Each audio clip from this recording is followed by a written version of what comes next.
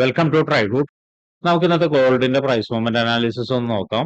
അതിനുവേണ്ടി one day ചാർട്ടാണ് എടുത്തിരിക്കുന്നത്. One day ചാർട്ടിലെ പ്രധാനപ്പെട്ട ഏരിയാസ് മാർക്ക് ചെയ്യുന്നുണ്ട്. ആദ്യമായിട്ട് മാർക്ക് ചെയ്യുന്ന ഒരു സപ്പോർട്ട് ഏരിയ ആണ്. നോക്കിയാൽ കാണാം, ഈ ഒരു ഏരിയയിൽ ഒന്ന് രണ്ട് ദിവസം ഒന്ന് കൺസോളേഷൻ നടന്നിട്ടാണ് മാർക്കറ്റ് മുകളിലോട്ട് പോയത്. ആ ഒരു ഏരിയനെ സപ്പോർട്ട് ഏരിയ ആയിട്ട് മാർക്ക് ചെയ്യുന്നുണ്ട്. അതുപോലെ തന്നെ താഴോട്ടേക്ക് വരുന്ന സമയത്ത് ഈ ഒരു ഹൈനെ ബ്രേക്ക് ചെയ്തിട്ട് മാർക്കറ്റ് മുകളിലോട്ട് പോയിട്ടുണ്ട്. ആ ഒരു ഏരിയനെ സപ്പോർട്ടായിട്ട് മാർക്ക് ചെയ്യുന്നുണ്ട്. അതിന് താഴെ ഒരു ഇംബാലൻസ് ഉണ്ട്, അതിനെയും മാർക്ക് ചെയ്തിടുന്നുണ്ട്. ഒരു ഇംബാലൻസ് ആയിട്ട് അഥവാ FEG ആയിട്ട് മാർക്ക് ചെയ്തിടുന്നുണ്ട്. ഇനി ഒരു റെസിസ്റ്റൻസ് ഏരിയ ആണ്. റെസിസ്റ്റൻസ് ഏരിയ എന്ന് പറഞ്ഞ ഈ ലെവലിലാണ്. നോക്കിയാൽ കാണാം, ഈ ലെവലിലും മാർക്കറ്റ് പലതവണ വന്നിട്ട് റെസിസ്റ്റൻസ് എടുത്ത് താഴോട്ടേക്ക് വന്നിട്ടുണ്ട്. അപ്പോൾ അതിനെയും മാർക്ക് ചെയ്തിടുന്നുണ്ട്. അപ്പൊ ഇത്രയാണ് പ്രധാനപ്പെട്ട ഏരിയാസ് വൺ ഡേ ചാർട്ടിൽ മാർക്ക് ചെയ്തിടുന്നത്. ഇനി നമുക്ക് ഇന്ന് പ്രധാനപ്പെട്ട എന്തെങ്കിലും ന്യൂസുകൾ ഉണ്ടോ എന്നുള്ളത് നോക്കാം. ഇന്ന് പ്രധാനപ്പെട്ട ന്യൂസുകളൊന്നും ഇല്ലാത്ത ദിവസമാണ്. എന്നിരുന്നാലും ഗോൾഡിനെ സംബന്ധിച്ചിടത്തോളം മാർക്കറ്റ് മൂവ് ചെയ്യാൻ പ്രധാനപ്പെട്ട ന്യൂസുകൾ വേണമെന്നൊന്നുമില്ല. അപ്പൊ അതൊന്ന് ഓർമ്മയിൽ വെക്കുക. ഇനി നമുക്ക് ചാർട്ടിലോട്ട് വരാം. ചാർട്ടിലോട്ട് വന്നു കഴിഞ്ഞാൽ മാർക്കറ്റ് ഇപ്പൊ എത്തി നിൽക്കുന്നത് ഒരു ഇമ്പോർട്ടന്റ് ആയ ഒരു സപ്പോർട്ട് ഏരിയയിലാണ്. നോക്കിയാൽ കാണാം, മൾട്ടിപ്പിൾ ടൈം ഈ ഏരിയയിലേക്ക് മാർക്കറ്റ് വന്നിട്ടുണ്ട്. പലതവണ വന്നിട്ട് മാർക്കറ്റ് അവിടെ നിന്നിട്ട് മുകളിലോട്ട് പോയിട്ടുണ്ട്. അപ്പൊ ഒരിക്കൽ കൂടി അവിടേക്ക് ഇറങ്ങി വന്നിട്ടുണ്ട്. ഒരുപക്ഷെ ആ ഒരു ഏരിയ നല്ല സ്ട്രോങ് ആയിട്ട് തന്നെ നിലനിൽക്കാം.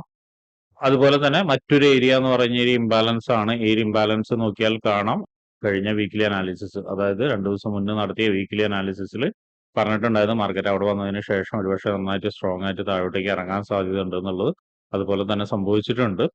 ഇനി 1 അവറിന്റെ മറ്റൊരു പ്രധാനപ്പെട്ട ഏരിയ എന്ന് പറയുന്നത് നമ്മൾ നേരത്തെ മാർക്ക് ചെയ്ത ഏരിയ തന്നെയാണ്. അതൊന്ന് അഡ്ജസ്റ്റ് ചെയ്ത് വെക്കുന്നുണ്ട്. ഈ ലെവലിലേക്ക് ഒന്ന് അഡ്ജസ്റ്റ് ചെയ്ത് വെക്കുന്നുണ്ട്. ഇവിടെ ഒരു നല്ലൊരു സപ്പോർട്ട് ഏരിയ ഉണ്ട്. വീണ്ടും താഴോട്ടേക്ക് വരുന്ന സമയത്ത് നമുക്ക് കാണാം മറ്റൊരു പ്രധാനപ്പെട്ട ഏരിയ എന്ന് പറയുന്ന ഈ ലെവലുണ്ട്. ഇതും ഒരുപക്ഷെ ഒന്ന് താഴോട്ടേക്ക് ഇറങ്ങി വരാനുള്ള സാധ്യത ഉള്ളത് കൊണ്ട് തന്നെ നമുക്ക് കുറച്ചും കൂടി അഡ്ജസ്റ്റ് ചെയ്ത് ഈ ലെവലിലേക്ക് ആക്കി വെക്കുന്നുണ്ട്. ഇനി മറ്റൊരു ഏരിയ എന്ന് പറയുന്നത് ഇവിടെയാണ്. ഇവിടെ നോക്കിയാൽ കാണാം, മൾട്ടിപ്പിൾ ടൈം വന്ന് മാർക്കറ്റ് എടുത്ത് മുകളിലോട്ട് പോയതാണ്. അപ്പൊ ഈ ലെവലിനെ ഒന്ന് മാർക്ക് ചെയ്തിടുന്നുണ്ട്, ഒരു സപ്പോർട്ടായിട്ട് മാർക്ക് ചെയ്തിടുന്നുണ്ട്. 1 അവറിന്റെ പ്രധാനപ്പെട്ട ഏരിയാസ് ഇത്രയാണ്. ഇനി നമുക്ക് 50 മിനിറ്റ്സിലോട്ട് പോയിട്ട് എന്തെങ്കിലും എൻട്രി സാധ്യതകൾ ഉണ്ടോ എന്ന് നോക്കാം. 50 മിനിറ്റ്സിലോട്ട് വരുന്ന സമയത്ത് നമുക്ക് മാർക്ക് ചെയ്യാനുള്ള ഒരു ഇമ്പോർട്ടന്റ് ആയ ഏരിയ എന്ന് പറയുന്ന ഈ ലെവലാണ്. ഈ ലെവൽ അത്യാവശ്യം ഇമ്പോർട്ടന്റ് ആയ ഒരു ഏരിയ ആണ്. അതിനൊന്ന് മാർക്ക് ചെയ്ത് വെക്കുന്നുണ്ട്.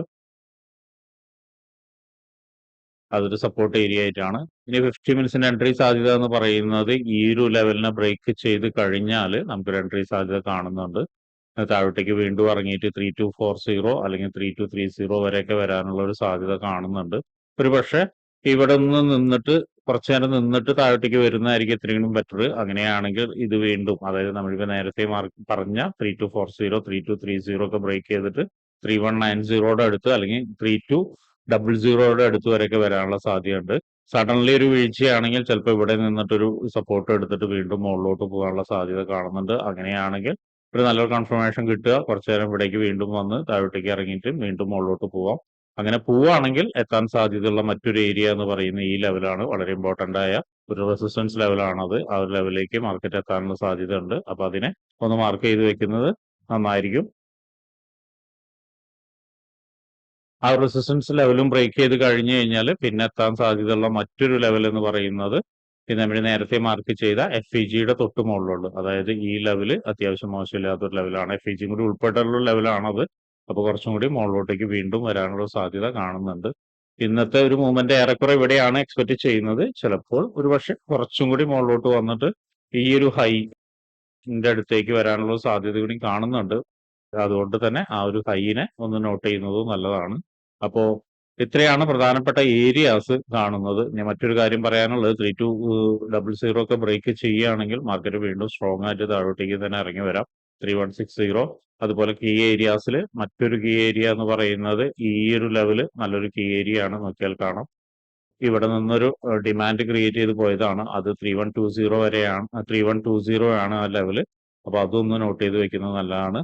അപ്പോൾ ട്രേഡ് എടുക്കുന്ന ആളുകൾക്ക് അത്യാവശ്യം മോശമില്ലാത്തൊരു ട്രേഡ് കിട്ടാൻ സാധ്യതയുണ്ട് ഈ ലെവൽ ബ്രേക്ക് ചെയ്ത് കഴിഞ്ഞാൽ. അതായത് നമ്മൾ മാർക്ക് ചെയ്ത് വെച്ചിരിക്കുന്ന ഈ ഒരു 50 മിനിറ്റ്സിന്റെ അഥവാ 1 അവറിന്റെ കീ ലെവൽ ബ്രേക്ക് ചെയ്ത് കഴിഞ്ഞാൽ കിട്ടാൻ സാധ്യതയുണ്ട്. ഇനി മറ്റൊരു കാര്യം ശ്രദ്ധിക്കേണ്ടത്, ചിലപ്പോൾ ഇവിടെ വന്നതിന് ശേഷം മാർക്കറ്റ് ഒന്ന് ചെറുതായി ഒന്ന് മുകളിലോട്ട് വീണ്ടും റെസിസ്റ്റൻസിലേക്ക് പോയി അവിടെ നിന്ന് നല്ലൊരു വീഴ്ച കിട്ടുകയാണെങ്കിൽ വീണ്ടും നിങ്ങൾക്കൊരു ട്രേഡ് കിട്ടാനുള്ള സാധ്യത ഉണ്ട്. അതൊന്ന് നോട്ട് ചെയ്ത് വെക്കുക. അല്ലെങ്കിൽ ഇതിന്റെ മുകളിലേക്ക് ബ്രേക്ക് ചെയ്യുകയാണെങ്കിലും ഈ പറഞ്ഞ പോലെ തന്നെ ഇവിടം വരെ എത്താനുള്ള സാധ്യതയും കൂടി ഉണ്ട്. അപ്പൊ അതും ഒന്ന് നോട്ട് ചെയ്ത് വെക്കുക.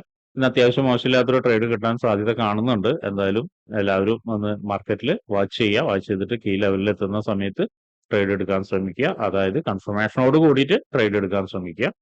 അപ്പൊ ഇങ്ങനെയുള്ള കാര്യങ്ങളൊക്കെ നിങ്ങൾക്ക് പഠിക്കാൻ താല്പര്യമുണ്ടെങ്കിൽ ട്രേഡ് റൂട്ടുമായിട്ട് ബന്ധപ്പെടാം. അത് ഫ്രീ ആയിട്ട് ട്രേഡിങ്ങിന്റെ കാര്യങ്ങളൊക്കെ നിങ്ങൾക്ക് പഠിക്കാവുന്നതാണ്.